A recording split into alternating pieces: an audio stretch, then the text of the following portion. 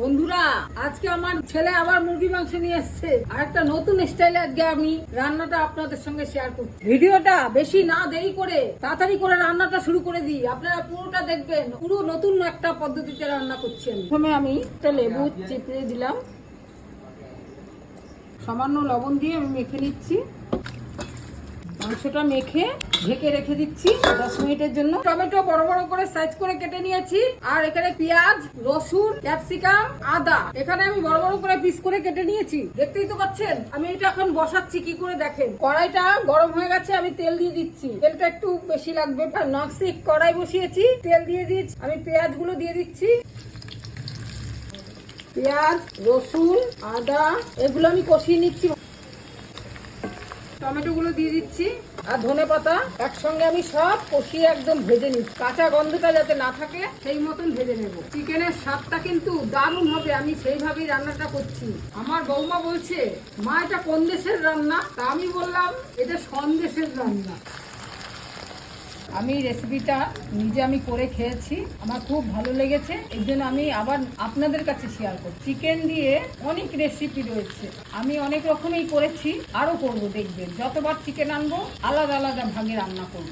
রান্নাগুলো আমি আপনাদের সঙ্গে শেয়ার না করে আর ছাড়ছি না। তবে আমাদের চিকেনটা একটু বেশি হয়, প্রায়ই আমার ছেলে কাজের থেকে আসার সময় চিকেন নিয়ে আসে। এইভাবে আমি চিকেনটা যতবার আনে ততবারই অন্য অন্য রকম ভাবে আমি খাওয়াই। আমি সামান্য লবণ দিয়ে নিচ্ছি, একটা কাঁচা লঙ্কা দিয়ে দিচ্ছি, উঠিয়ে নিচ্ছি।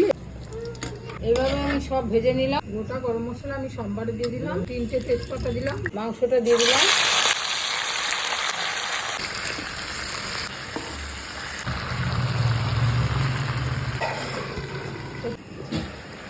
লবণ দিচ্ছি, হলুদ, লঙ্কার গুঁড়ো, জিরার গুঁড়ো 1 চামচ, ধনের গুঁড়ো 1 চামচ, কাশ্মীরি লঙ্কার গুঁড়ো, গোলমরিচের গুঁড়ো,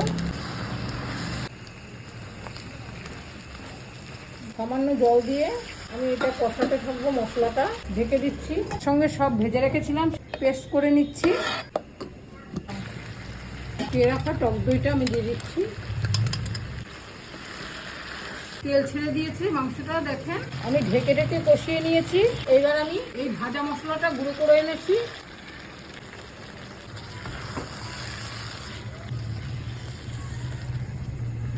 এই গ্রেভিটার টেস্টই আলাদা হবে, একটা অন্য স্বাদের রান্না হলো। এলে তো সবসময় এক এক রকম এক এক ভাবে রাঁধতে বলে। ওই আমাকে এই বলেছে, মা তুমি ভাজা মশলায় রান্নাটা করো। তো আমি এইভাবে মাংসটা আজকে রান্না করে ওকে খেতে দেবো। এই রান্নাটা রুটি, লুচি, পরোটার জন্য খুব পারফেক্ট। দেখেন আমার ছেলের জন্য আজকে রুটি হচ্ছে এখানে। এই উনানটায় আমি আজকে রুটি বসিয়েছি। রুটিগুলো একসঙ্গে আমি ভেজে নিচ্ছি। মশলা ধোয়া জলটা আমি দিয়ে দিচ্ছি। কি সুন্দর তেল ছেড়ে দিয়েছে, দেখেন সুন্দর ঘ্রাণও বেরিয়েছে। আমি এবার এই জলটা, ধোয়া জলটা দিয়ে দিচ্ছি। এবার আমি ঢেকে দিচ্ছি।